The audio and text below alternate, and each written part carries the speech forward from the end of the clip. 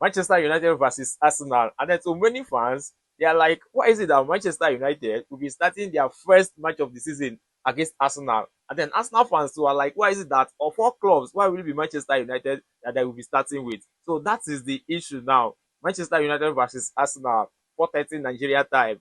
Who will be taking home the winning? Because I'm very sure that surely there will be a win. The match will not end in stalemate at all. And then to worsen it all, these people completed signings on the striking position. Manchester United ended up with Benjamin Sesko and Arsenal ended up with Victor Gyökeres. Victor Gyökeres, Manchester United wanted him, but it was so unfortunate for the club that he rejected Manchester United. And then on the other hand too, Arsenal wanted Benjamin Sesko, and then at the end, Benjamin Sesko didn't even listen to Arsenal. I never knew that Benjamin Sesko wanted to leave Leipzig. All along that Arsenal has been following him, has been mentioning his name. He didn't make any comment at all. Understand? That's okay that he didn't want to join Arsenal. But immediately Manchester United came into the conversation, the narratives of Benjamin Sesko changed. Then from there, he had to move from Leipzig to Manchester United. That's to tell you that these two clubs wanted each other's striker. Arsenal wanted Benjamin Sesko, and then Manchester United wanted Victor Gyökeres. But at the end, it didn't work out for them. And then to start the season, they are going to meet each other. So how someone the match is actually going to be Benjamin Sesko versus Victor Gyökeres. Though Victor Gyökeres has a bigger name, but sometimes things can change. Like you might want something to go this way, and then at the end it will go a different way. That is football. But what is a Manchester United versus Arsenal? That is the match that we have been anticipating because signings has been made. Arsenal, on the other hand, effected changes in their midfield position, whereby Thomas Partey had to move away, and then as Partey left, they brought in Zubimendi. Then the other player from Brentford as well. Then Manchester United, in their midfield, they didn't make any signing, but the attack of Manchester United got reinforced, whereby you have Mbemo, you have Cunha, and then Benjamin Sesko. That is the issue that Arsenal should be worried about. Like Arsenal should be seriously worried about the attack of Manchester United, because all along throughout last season, the key weakness in Manchester United was their attacking position. Like Manchester United, outside the Amadialu, Manchester United didn't have any other good finisher. Rashford Højlund was struggling.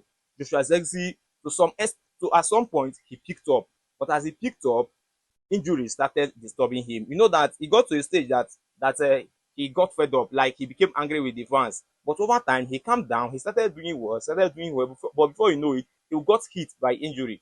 So that affected Joshua Zexi. So Manchester United, the attack of Manchester United throughout last season was total mess. Like there was nothing to write home about the attack of Manchester United.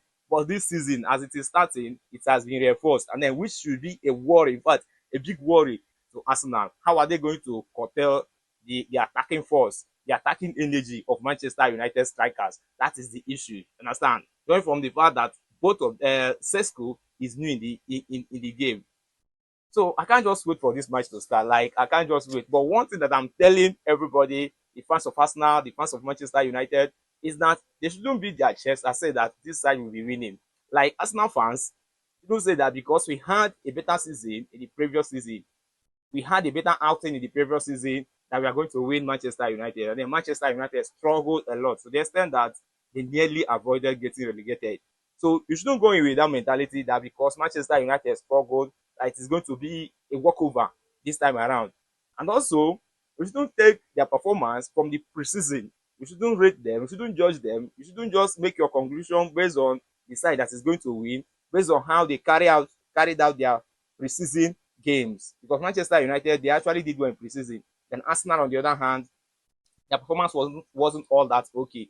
But I keep on repeating it.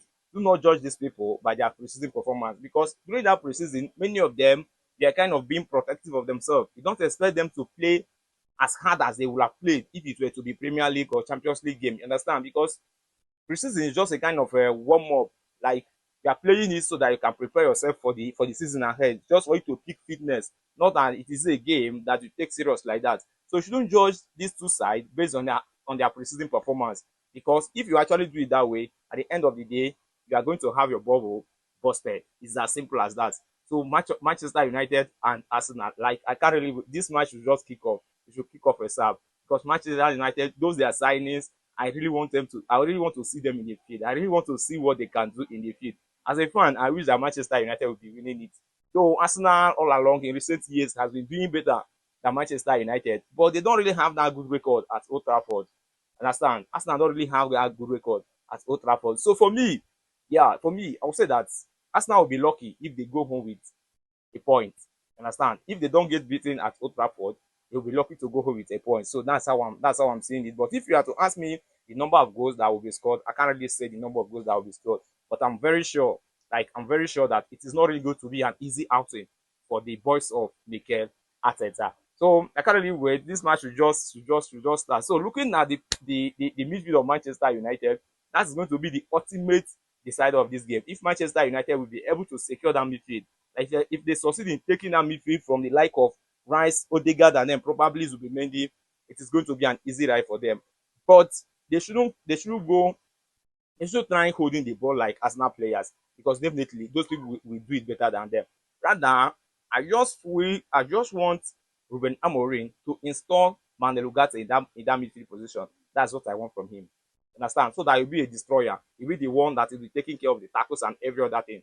Once he's there, then let him also include Casemiro due to the experience that is already there. Casemiro is still a fantastic player. Understand? Just that sometimes, it's not sometimes anyway, just that he's being played in a position that his leg cannot carry him to play it anymore. Like in that defensive midfield, that is the normal and the original position of Carlos Casemiro. But as it stands right now, he's aging and then he cannot do the work again. You understand?